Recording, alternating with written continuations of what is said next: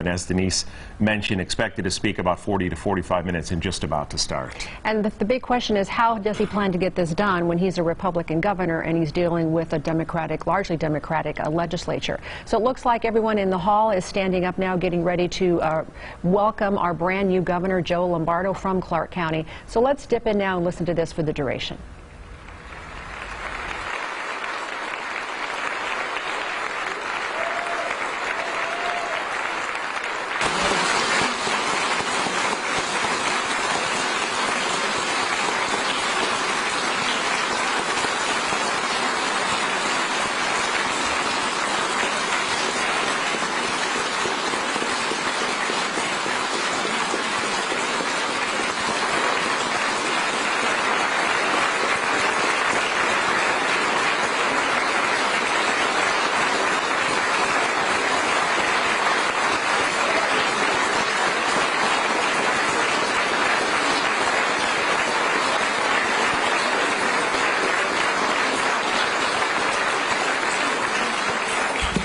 Please be seated. Governor Lombardo, we welcome you to the Assembly Chamber, and we look forward to your message. Well, thank you. Speaker Yeager, thank you. Majority Leader Canizero and Baby, Lieutenant Governor Anthony, members of the Senate and Assembly, Honorable Justice of the Supreme Court, constitutional officers, Congressman Amodei, thank you, sir. Distinguished guests, my fellow Nevadans, good evening. Before I go any further, we all know families are the bedrock of our society, and I want to recognize my family, First Lady Donna Lombardo, and our daughters Morgan and Lacey.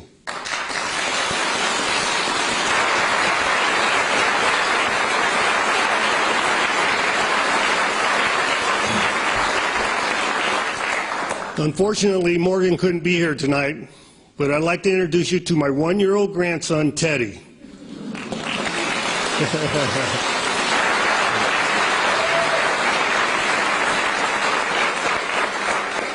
To my family, without your support, none of this would have been possible. Please give them a warm welcome.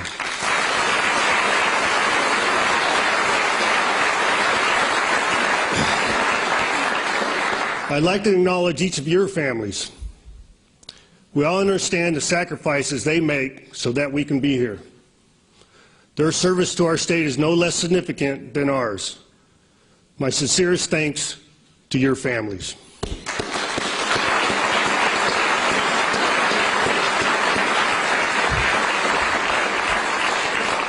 We are here tonight to begin the building upon the stewardship of those elected officials who came before us.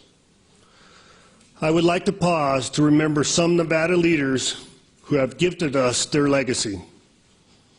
Congressman and State Senator Jim Bilbray, Supreme Court Justice and Lieutenant Governor Bob Rose, Assemblyman and County Commissioner David Humke, Assemblywoman Jane Ham, Assemblywoman and County Commissioner Myrna Williams, and State Senator Spike Wilson.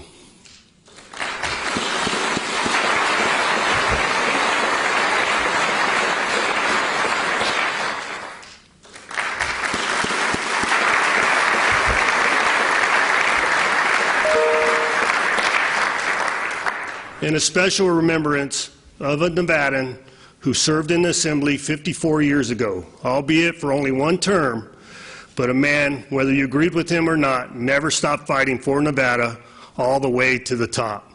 U.S. Senate Majority Leader Harry Reid.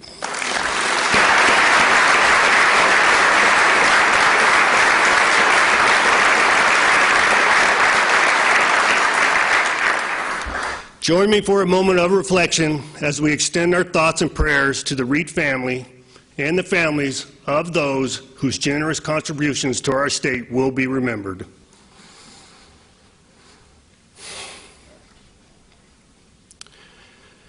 As a military veteran, I want to salute the men and women serving in our military around the globe.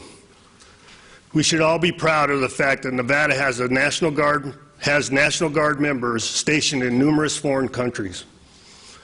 As we sit here this evening, our Adjutant General, Andra Berry, is in Romania visiting the Nevada Army National Guard 137th Military Police Detachment. Our military families serve our nation, and tonight we honor them. And we honor their spouses and children whose sacrifices help to keep us safe.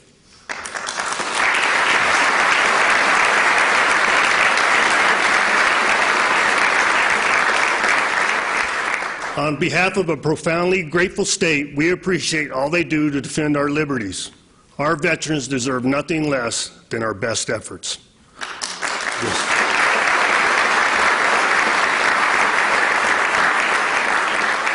I'd like to recognize a veteran serving in my administration, my budget director, Amy Stevenson.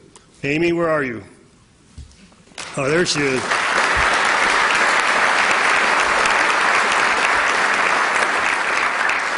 Amy is a disabled U.S. Navy veteran who has worked for Nevada for more than 20 years in numerous departments. Please help me thank Amy for her service to the state and to the nation. Thank you, Amy.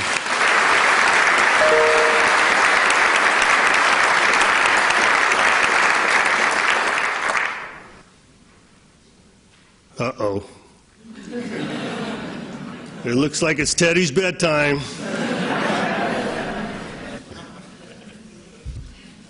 Oh, that's disappointing. Earlier this month, I said in my inaugural address, our Nevada history teaches us to persevere, while others settle for less. Time and again, we have gathered our resolve and doubled our determination when others tell us it can't be done or shouldn't be tried. We instinctively do the opposite. As governor, I am filled with hope and optimism of what we can accomplish if we simply summon the will to work together. It is my intention to work side by side with all of you to write another chapter of Nevada history that will record that we did it the Nevada way.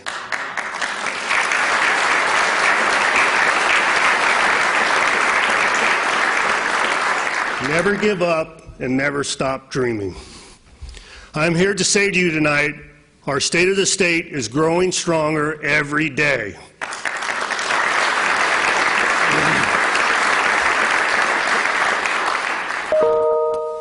But the pandemic laid bare just how vulnerable our economy is.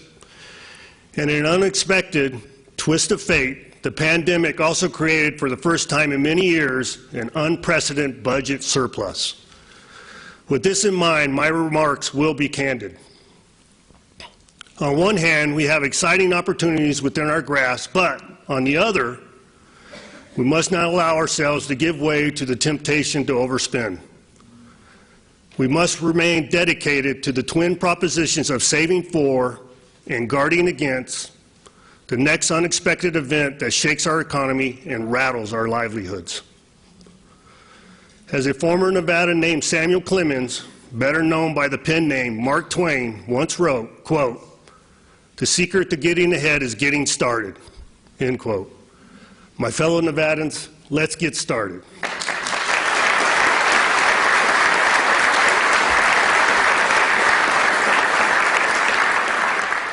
My executive budget not only lowers the tax burden on working families and businesses, but it also reserves more than $1 in savings for every new dollar in general fund spending. You can clap. It bears repeating. We will reserve more than $1 in savings for every new dollar in general fund spending. The executive budget reverses cuts to some programs made during the pandemic and addresses long overdue investments in people, programs, and facilities, but it does so responsibly. Not a penny of the state's one-time surplus will be used to fund any reoccurring programs.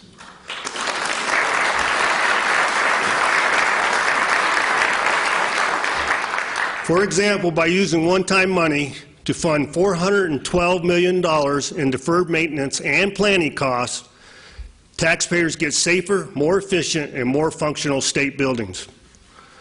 My budget also saves taxpayers over $260 million in interest payments on bonds, enabling us to, among other things, create more construction jobs in future years.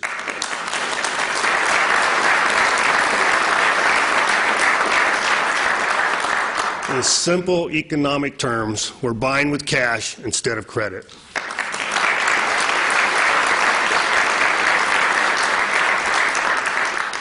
Today, the government has more money than we can responsibly spend. Households and businesses most certainly do not. Look around. Everything is more expensive these days: groceries, supplies, and services. Nowhere is this more evident than at the pump.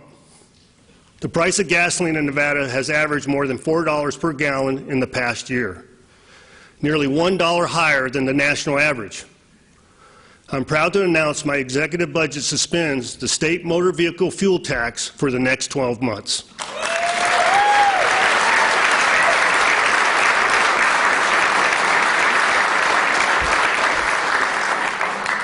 Immediately reducing the price of gasoline and saving consumers and businesses approximately $250 million.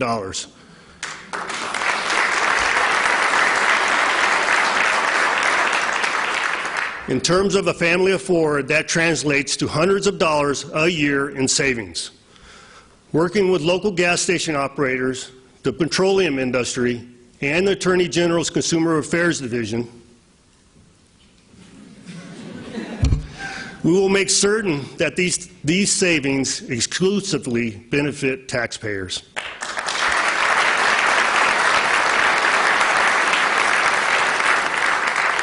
Using our budget surplus to provide tax relief won't negatively affect our fuel tax-funded road and construction program or impair bonds. We must always remain mindful that our financial surplus comes from the pocket of our constituents. Okay.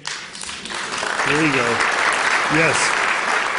As such, we will not stop searching for additional ways to return money to the taxpayers.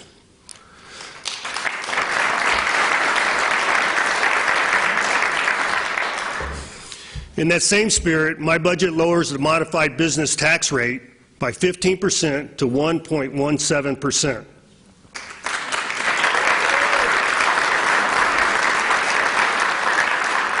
Furthermore, my budget raises the exemption for businesses subject to the commerce tax by 50%, from $4 million to $6 million.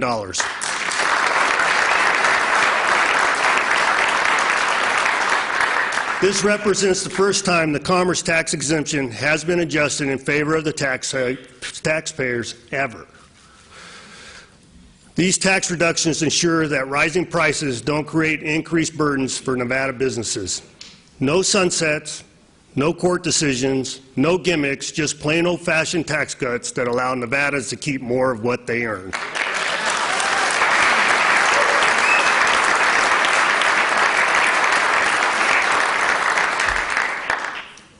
To brace ourselves during the pandemic, we drained the rainy day fund almost immediately. Reserves were not deep enough to stave off cuts to education, health care, public safety, and other critical public services. I regret to say, but Nevada will likely face additional periods of instability. And we won't be able to, nor should we, rely on federal bailouts to fund government. You can clap. I like that one. To protect us in the future, my executive budget increases savings in the rainy day fund from 20% to 30%.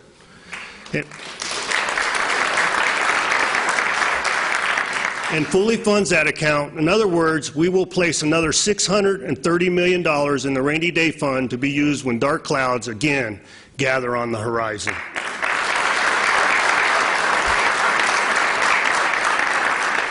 As I said before, fiscal responsibility is the backbone of my budget, and I mean it.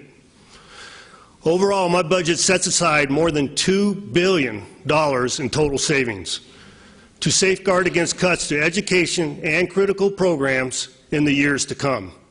$2 billion, folks. $2 billion.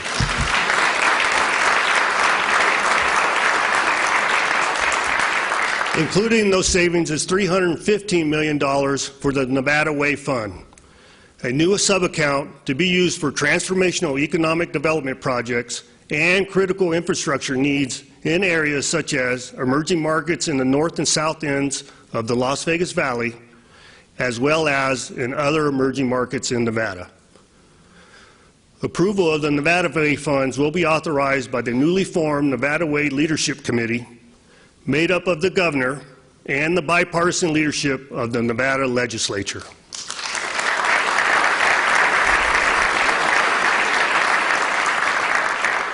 The Nevada Way Fund simply reaffirms that we never stop dreaming and that we are fully prepared to act on those times when market opportunity and new capital merge.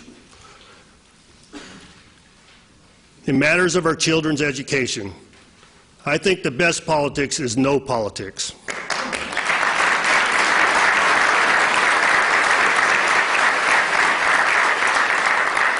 Let's agree to set aside politics and turf guarding to deal with the stubborn facts regarding public education in Nevada. Nevada's public schools have been historically underfunded and have historically underperformed for our children.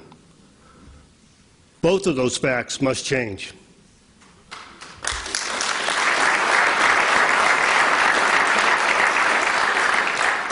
Tonight, I'm proposing the single largest investment in K-12 education and raising the bar on expectations and accountability to the level not yet seen in Nevada.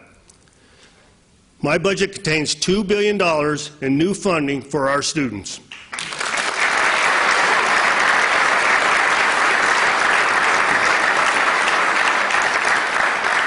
That's an increase of more than 22% from what was appropriated in the current biennium.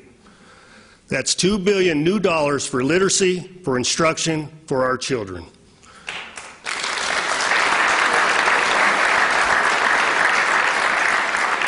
Perhaps most groundbreaking is the commitment to equity. When the pupil-centered funding plan was created, equity was built into the formula through the weights for English language learners, at-risk students, and gifted and talented learners.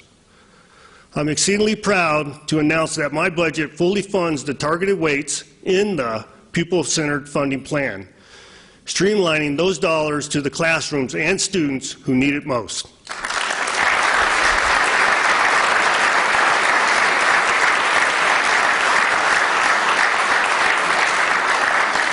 When all is said and done, my budget proposes spending more than $2,000 per student more next year.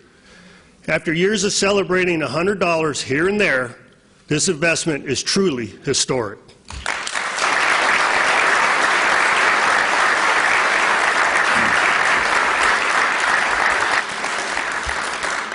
Here's the tough part. Along with this funding, I expect results. I won't accept the lack of funding as an excuse for underperformance.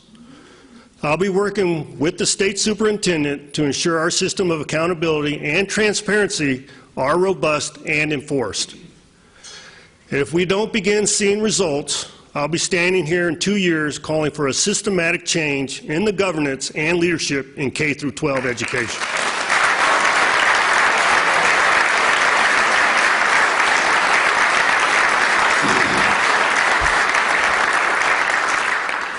Every Nevada child has the right to a quality education and should be college or career ready by the time they graduate high school. Traditional public schools are not and should not be the only option.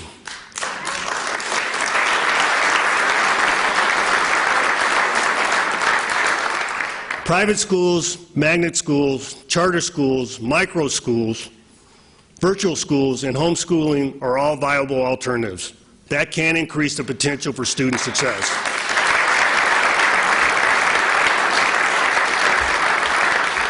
My goal after we finish this legislative session is to give Nevada parents significantly more choice to make about their child's education.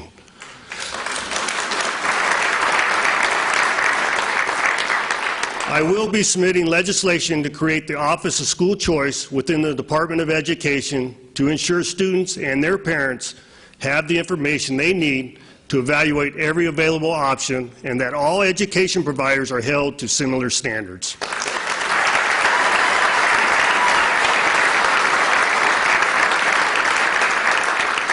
Nevada's pupil-centered funding plan is built on the idea that education dollars should consider the needs of students and should follow them no matter what school they attend.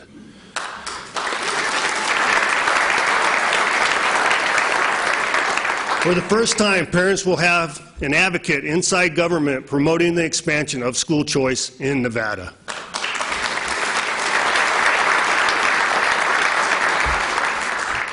I look forward to working with Senator Heidi Gansert on expanding opportunity scholarships. She's been a strong and effective voice on this central component of school choice, and due to her leadership and others, I fully expect opportunity scholarships to receive a record amount of funding this session.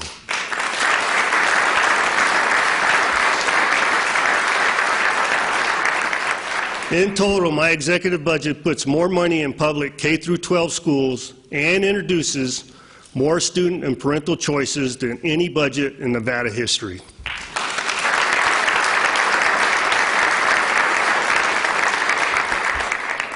Teachers deserve a safe and stable educational environment where they can teach and students can learn. For the first time in Nevada history, we will allocate over $730 million to the Education Stabilization Account, which is a rainy day fund solely dedicated for K-12.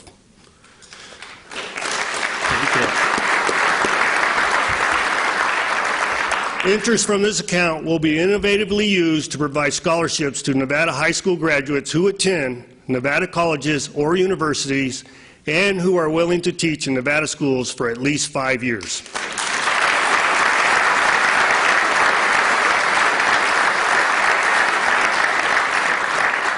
Additionally, career and technical academies, signature academies, and career and technical education programs should be used to increase the pipeline of qualified teachers. And to further address the immediate shortage, we should allow retired educators to draw both their retirement and salary with no strings attached and no unnecessary administrative hurdles to clear.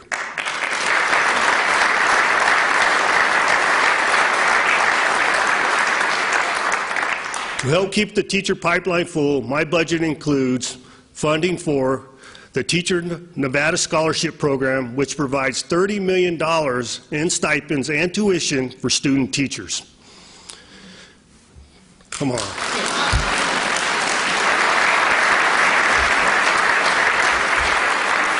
That's a big deal. That's a big deal. Children who do not learn or read proficiently in elementary school have a lower chance of graduating high school and a much higher chance of facing difficult life circumstances and creating a cost burden to the state. Governor Sandoval, where are you? Where is Governor Sandoval? There he is. Thank you.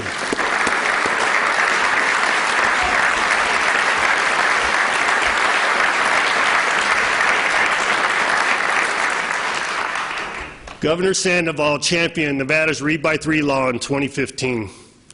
The law was amended in 2019 and removed a requirement that students failing to meet proficiency standards in the 3rd grade be held back until those standards are met. We need to reinstate adequate accountability.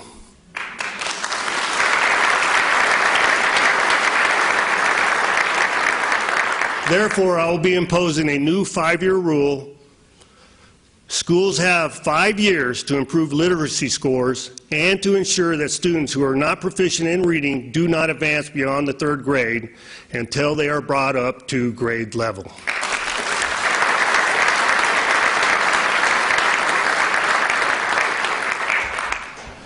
There's a second issue affecting our students' literacy scores.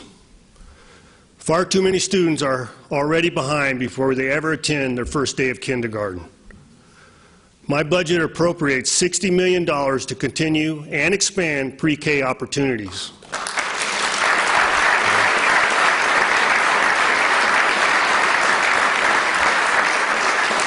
The Department of Education will be charged with implementing core pre-K programs, measuring results and providing policy recommendations for a long-term strategy to ensure more students are ready for school when they get to school.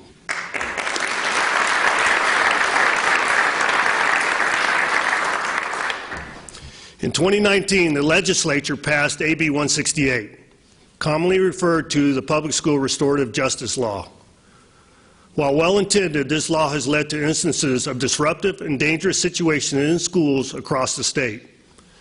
It handcuffs school teachers and administrators, leaving them powerless to address habitually misbehaving and all too often violent students. This is unacceptable on several levels, most notably creating an unsafe environment for teachers and other students in the classroom. To be clear, every child should be given the opportunity to stay in school.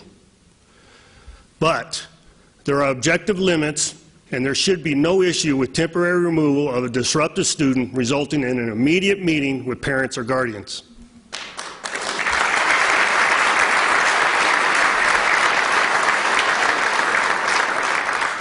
If classroom disruptions continue, the student will be expelled.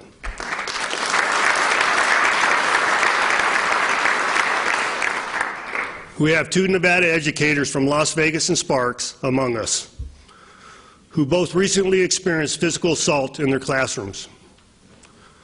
They are here tonight in an act of advocacy for their fellow educators and to help emphasize the need for new safety and security protections in our school system. Thank you.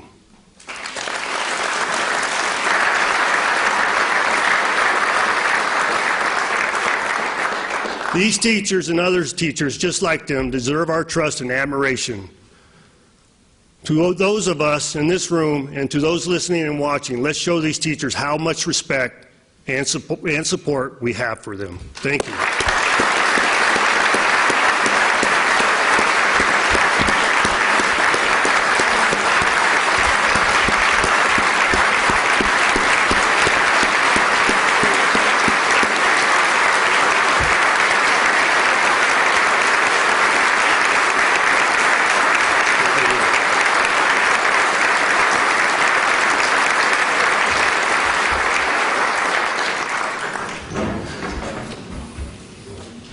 Thank you for that. We don't need any more examples of school violence. We've seen enough. It's time to act and repeal the most onerous sections of this law, and in their place create structure that works for educators, parents, and students. Higher education plays such an important role in the economic health of our state. Among the stiffest barriers to attracting new businesses and retaining existing businesses is having a workforce that meets the needs of business. To overcome this challenge, my budget restores INCHE's operating budget to pre-pandemic levels and sets aside $5 million to pay for a study of the higher education funding formula.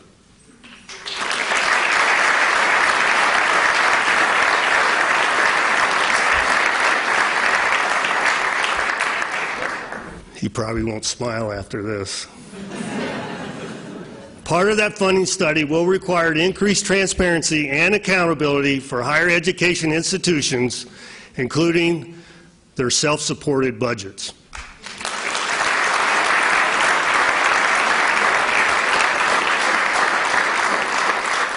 It's been more than a decade since this formula was updated, and it's time for a new formula to reflect the current state of our system.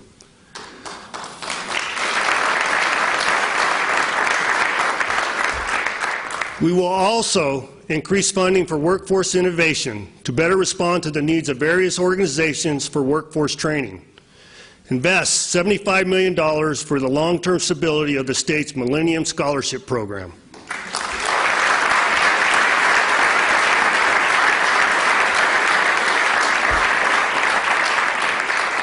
Invest $65 million in deferred maintenance for aging buildings. Put $20 million more in graduate student stipends and to support research at our system institutions.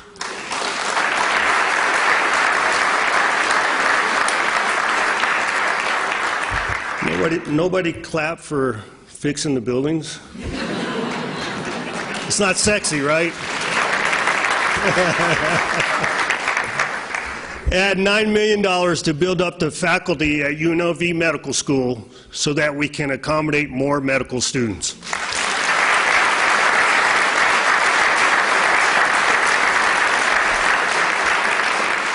and appropriate $6 million to continue for the state to support 4 Promise scholarships for Nevada high school graduates attending our community colleges.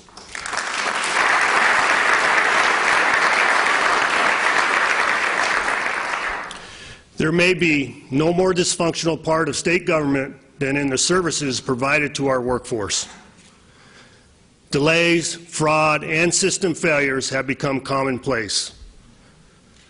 To fix it, I'm proposing that we can consolidate these services under a single Office of Workforce. The office will develop and execute an integrated plan and will oversee the 17 revenue streams sourced to the Workforce Investment and Opportunity Act.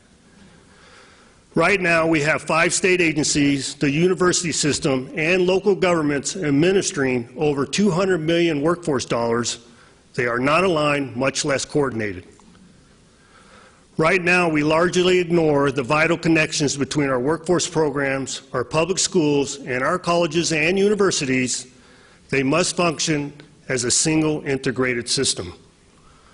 Right now, we have a state workforce plan that ignores the diversity of regional economies. We have duplication of efforts between nonprofits and state agencies. We don't make it easy to access programs to help would-be workers with transportation or child care because that's in a different department. Right now, we are wasting money, but more importantly, we are wasting time in getting all Nevadans the job opportunities they deserve.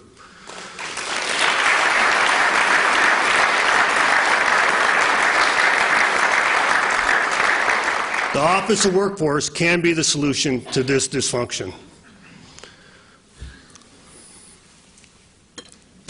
As a lifetime crime fighter, I can say there is arguably nothing more important to the 3.2 million Nevadans in our state than public safety.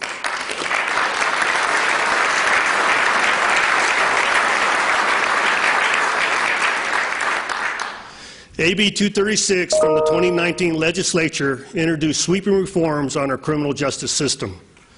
At the time, some changes I agreed with and some I didn't, but in the spirit of compromise, I did not oppose the bill. 3 years have gone by, and we can clearly see that some of those changes didn't produce the outcomes some were predicting. In fact, they made things worse. To correct these problem areas, I will be introducing legislation that makes it harder, not easier, to commit a crime in the state of Nevada.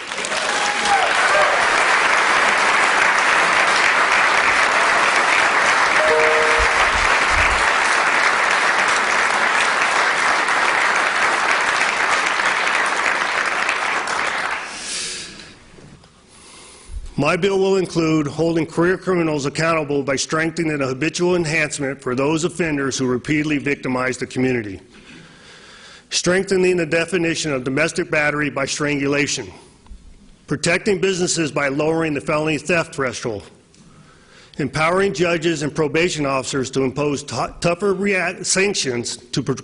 Let me start over there. Empowering judges and probation officers to impose tougher sanctions for parole violators.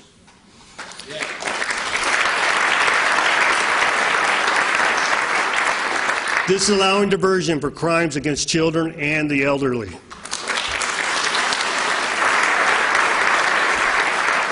Strengthening drug laws by reducing weights for possession and trafficking while increasing penalties. Fighting the fentanyl epidemic.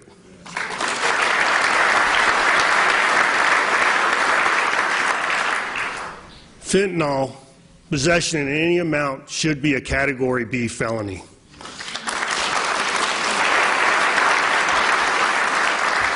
Addressing these problem areas will have an immediate effect on reducing crime and helps ensure the effectiveness of our public safety and criminal justice systems.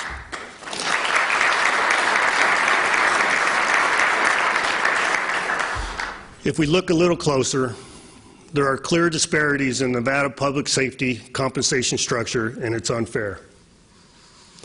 To address this, we should make every effort to retrain our public safety personnel. Therefore, I'm proposing... You can clap. You can clap. Therefore, I'm proposing a 2-grade increase for all public safety employees above what is recommended for all public employees to help bring them closer to parity with local agencies.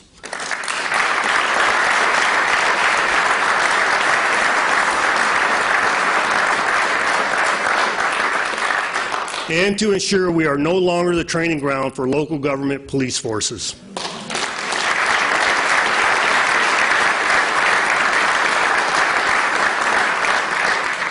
We all know too well that crime is often the result of poor decisions and circumstances.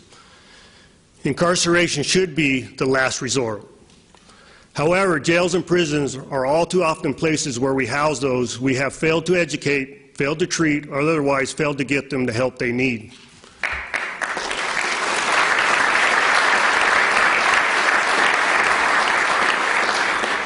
We are seeing the effect of this in our streets in the form of increased homelessness. We are seeing it in our schools where young people without access to treatment are acting out. And we are seeing it in our economy where the safety of our employees and customers is paramount. We will make sure government does its part by increasing reimbursement rates in the area of acute need, especially in mental health services.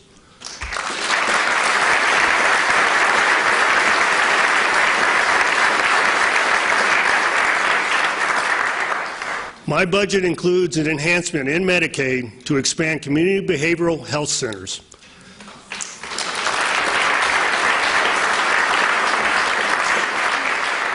This $17 million expansion will add up to 6 clinics across the state in underserved areas, including northern and rural Nevada.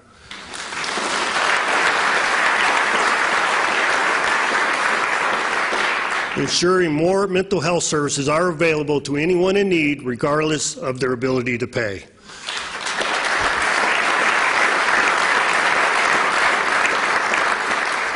The need for forensic mental health services is also critical. It's an area that has been neglected. My budget includes funding to convert a portion of the City of Las Vegas jail into a forensic hospital, to build out a pod at the Ross and Neal Hospital for forensic services, and money for a brand new ground-up forensic hospital in southern Nevada.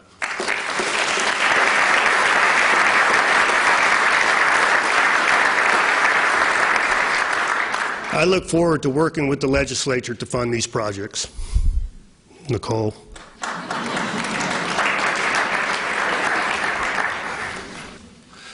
Let's talk about another issue that we must deal with candidly. The right to vote is one of the most fundamental rights in American society.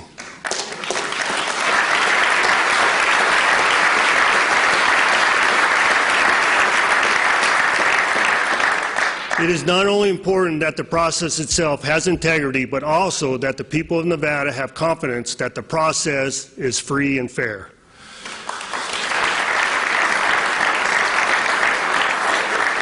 With that said, there are certain election reforms that are just common sense. Most notably, all mail-in ballots should be received by the time polls close on Election Day.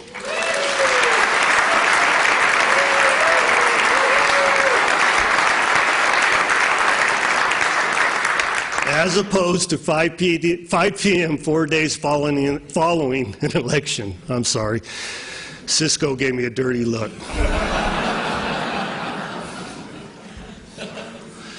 This puts Nevada back in line with national norms and ensures our election reporting does not drag on for days when the balance of the nation has moved on. Second, Nevada created universal mail-in ballots as a response to COVID. With the pandemic behind us, this expensive process is simply unnecessary.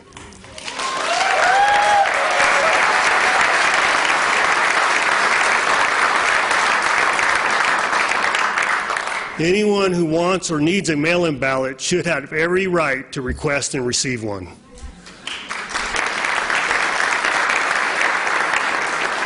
However, sending ballots to more than 1.9 million registered voters is inefficient and unnecessary. Not to mention, it's estimated to cost nearly $7 million in this budget and will increase to over $11 million in future budgets. Third, it is important to verify the identity of voters.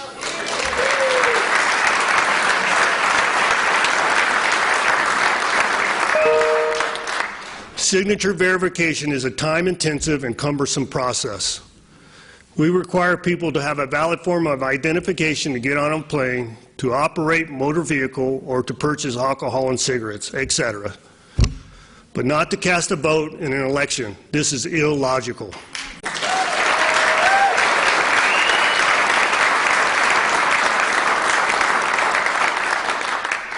Fourth, unregulated ballot harvesting needs to be addressed. To be clear, harvesting ballots was a felony prior to the pandemic, and now it's common campaign practice. If we are going to allow someone other than the voter or an immediate family member to cast their vote in an election, that person should be clearly identified and have some reasonable limitations and reporting requirements imposed upon them.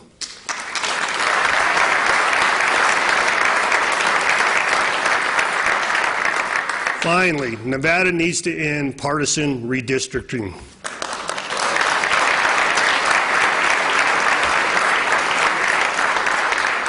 Nevada voters should have the right to select their elected leaders, not the other way around. We need an independent, nonpartisan commission that is subject to the open meeting law to redraw districts every 10 years. It's time we do this.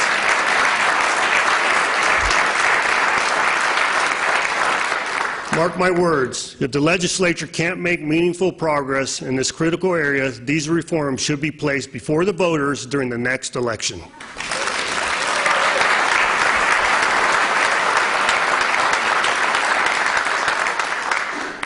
Turning our attention to our state employees, we have prided ourselves on having a small and efficient state government.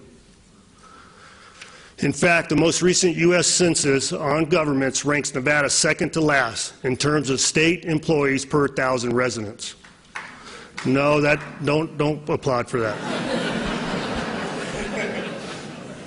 The sole purpose of state government is to serve the people of Nevada. But this can't be done effectively when we have state job vacancy above 20%, a remote and disconnected workforce, and outdated computer systems. Which is why one of the first things I did upon taking my oath was to issue an executive order requiring all state employees to return to pre-pandemic office hours by July 1st.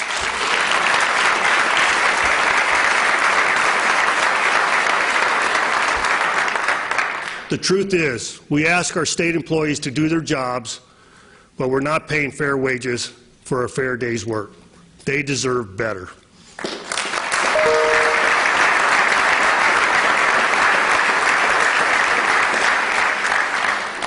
My budget includes an 8% increase for all state workers next year and an additional 4% increase the year after. The last time state employees received even a 5% increase was 1995. And the last time they received anything in excess of 5% was 1985. The increases included in my budget are a major first step in sustainable pathway increasing state employee pay to where it deserves to be.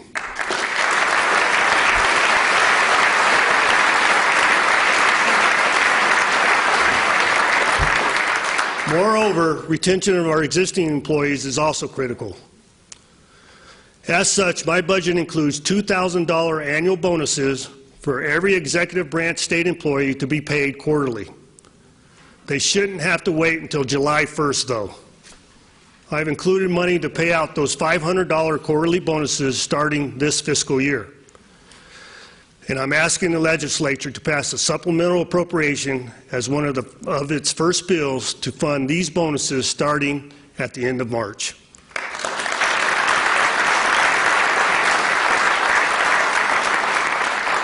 State employees also deserve a safe and pleasant working environment.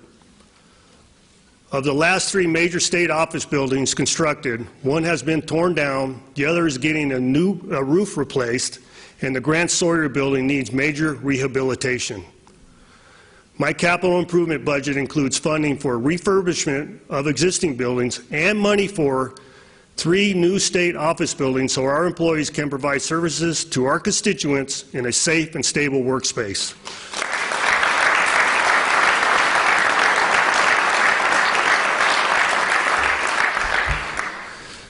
A top priority of my administration will be to restore Nevada's reputation as a pro-business, pro-development state.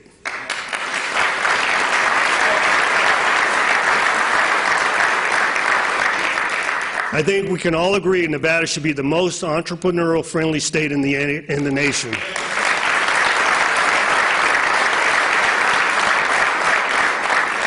Unfortunately, we've lost ground in this area, and it's our job to inform the world Nevada has reopened for business.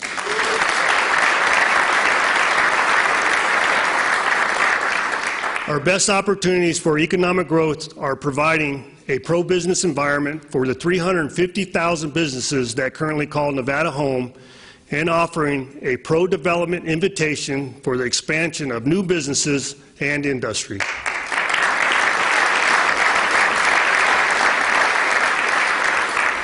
Whether it's closing the lithium loop, unlocking innovation and investments in logistics, entertainment, science and technology, or embracing entrepreneurship, the message is that Nevada is ready to partner.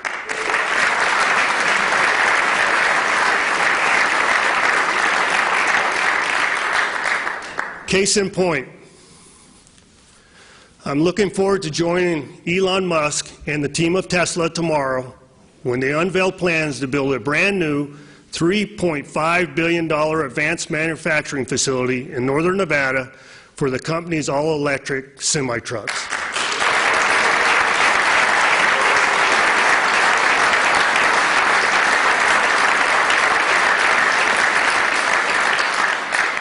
Economic development matters. I'm proud to declare that Nevada is back open for business, effective immediately.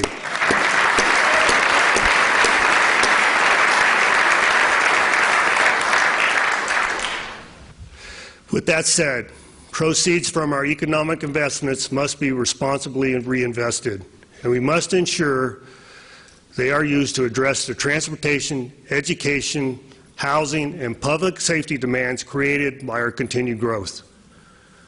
Tax dollars should rightly follow the demand for services, regardless of political boundaries. I am asking the legislature to work with me to ensure that as expiring tax abatements become new tax dollars, those incremental funds are directed to the communities most impacted by our state's growth.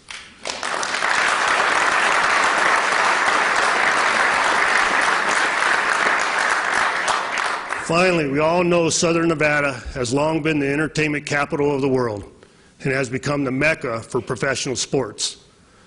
This November, we welcome yet another spectacular international event from Formula One racing, the inaugural Las Vegas Grand Prix.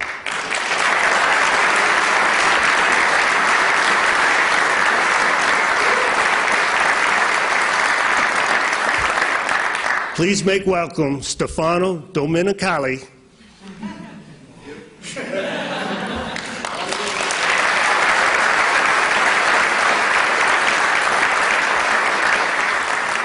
who is the CEO of Formula One, who traveled from Italy to be with us tonight. And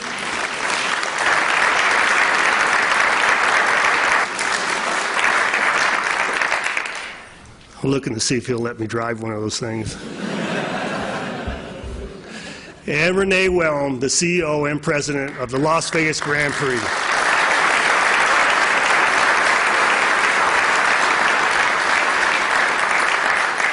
We're excited to have you with us in Carson City and to have the Race of Races take place in Las Vegas, Nevada. Thank you.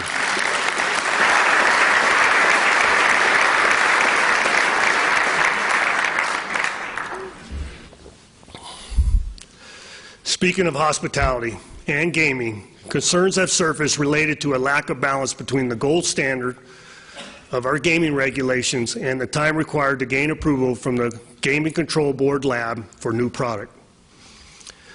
The result is that new products are likely being introduced with more speed outside of Nevada, which directly affects the competitive position of Nevada's gaming operators. We need to work with the Control Board to ensure the logjam is cleared. Another issue of concern to our #1 industry is SB4 from the 2020 special session. That law imposed mandatory COVID daily cleaning and time off requirements in our hotels that are no longer relevant. Personal time off and daily cleaning requirements add to the labor shortages and exceed current CDC guidance. Clearly, much more is known today about the transmission of the virus than what existed when the legislation was passed in 2020. Yet our hotel operators' hands are tied by this burdensome legacy law, and it should be repealed.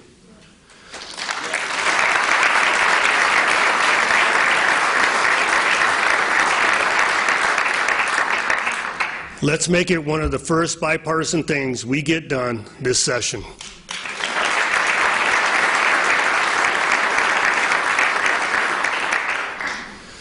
One more issue from last session that warrants straight talk. The public option was passed in 2021, but won't be implemented until 2026. I've said it before, passing laws that don't have any practical effect is political theater. Serious questions will remain about the rush implementation of the public option, agency amendments to the statute, and lack of transparency. Getting Nevada's insured is the goal. At a minimum, this law needs to be substantially revised, or better yet, repealed, so we can refocus on the real problem, which is getting eligible but uninsured Nevadans the coverage they need.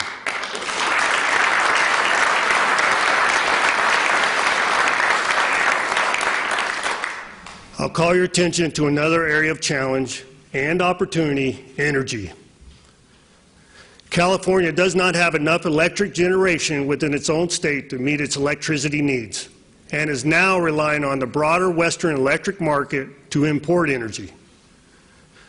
With California retiring its units and changing its transmission rules, we have no choice but to reduce our reliance on the market and seek independence for all Nevadas.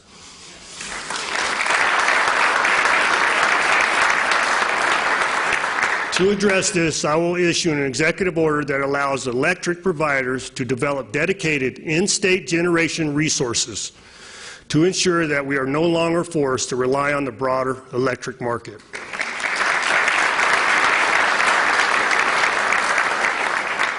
Our energy independence will spur economic development, lead to job creation, and drive lower cost energy for all Nevadans.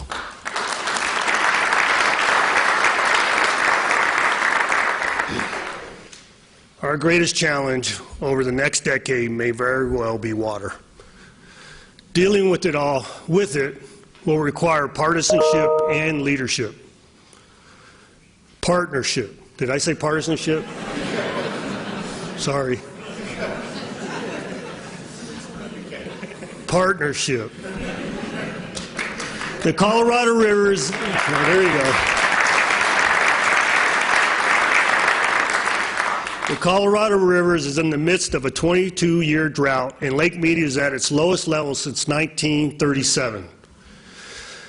Southern Nevada's unique ability to capture, treat, and return water to the Colorado River is a clear competitive advantage, but our future is dependent upon our ability to conserve and prioritize our use of water. It is also dependent on our ability to work with the 7 basin states and Mexico to deal with the short and long-term water resource solutions. Nevada must lead by example and demonstrate our firm resolve to achieve a new balance on the river.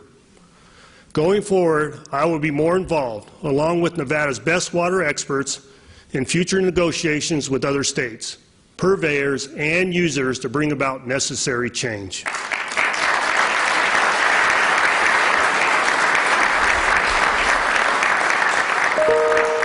At the same time, we must apply the same diligence and resolve to protecting Lake Tahoe, so that future generations of Nevadans can enjoy it as much as we have.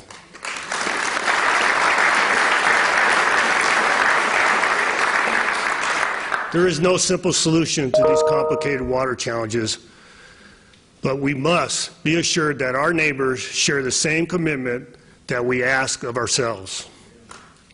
Yes.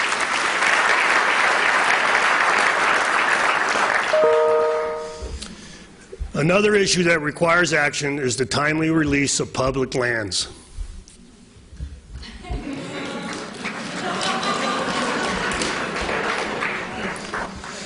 Currently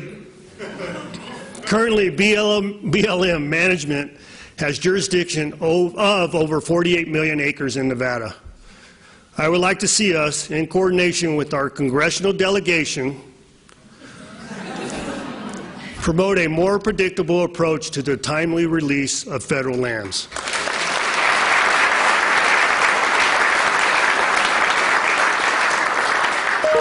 The disposition of federally managed lands within and adjacent to city and county boundaries is a critical component to economic development and affordable housing.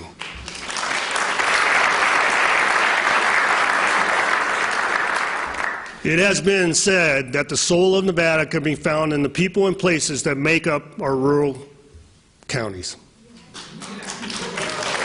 I'm looking at you. Staying connected to towns like Carlin and Caliente, Gabbs and Gerlach, and Wells and Wadsworth is a top priority of my administration. To make this a reality, I'm very proud to announce tonight we will be making a $400 million investment in broadband to accelerate statewide connectivity.